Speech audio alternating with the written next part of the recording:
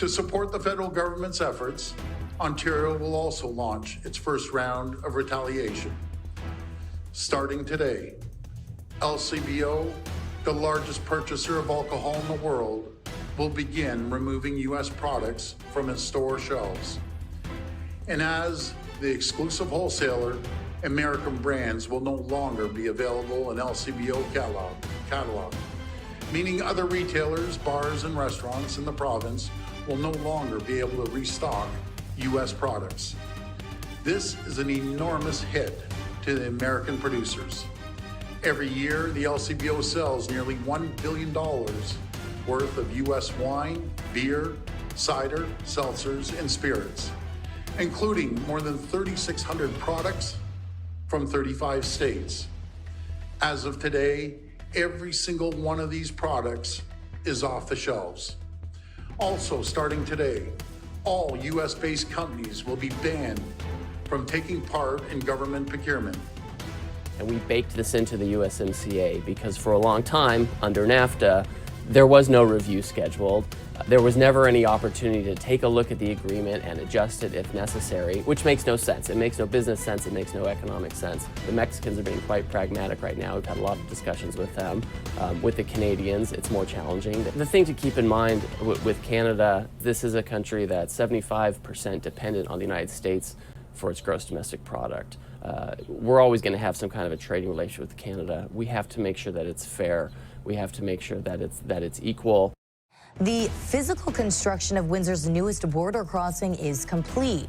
Now, across the region, the major question on everyone's mind is when will the Gordie Howe International Bridge open?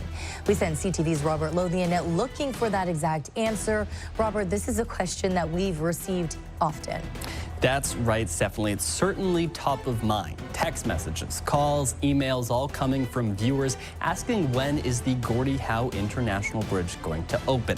Tonight, we put that question to the bridge's chief relations officer. Here's what she had to say. We're not seeing anything right now that would push us necessarily into summer. It is still going through that testing process, but we're very focused on meeting that spring timeline. So there it is, still no firm date for the opening of the Gordie Howe Bridge. Heather Grondin says the focus right now is on testing and troubleshooting systems. This means working on tolling infrastructure, traffic management centers, as well as lighting. Delays to the bridge are certainly nothing new for this project. As recently as last fall, officials told CTV News crossing could begin in early 2026. Once the bridge is set to open, Grondin says they will let the public know about the big day. We will share the opening date, and it may be a relatively quick turnaround. We're not sure just yet. We know how much people are looking forward to that date.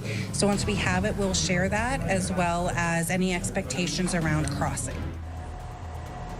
Another question looming large is about the Trump factor. In February, the U.S. president threatened to prevent the bridge from opening, making various claims about the need to, quote, be fully compensated. Tonight, Grondin deferred all questions about the president to the federal government. So the first thing to say is there's a big game today, and the president and I discussed the Canada-U.S. game, and of course we're all behind our team. Secondly, we discussed a number of issues, international issues. Thirdly, we discussed the bridge. I explained that Canada, of course, paid for the construction of the bridge, over $4 billion, that the ownership is shared between the state of Michigan and the government of Canada, and that in the construction of the bridge, obviously there's Canadian steel, Canadian workers, but also U.S. steel, U.S. workers that are involved. This is a great example of cooperation between our countries. Look forward to it opening. And what is particularly important, of course, is the commerce and the tourism and the voyages of Canadians and Americans that will go across that bridge. So the conversation turned to a series of issues that we will raise and we're going to follow up on. I'm not going to go into detail on those issues. These would be specific issues in parallel to the CUSMA negotiations. Final point is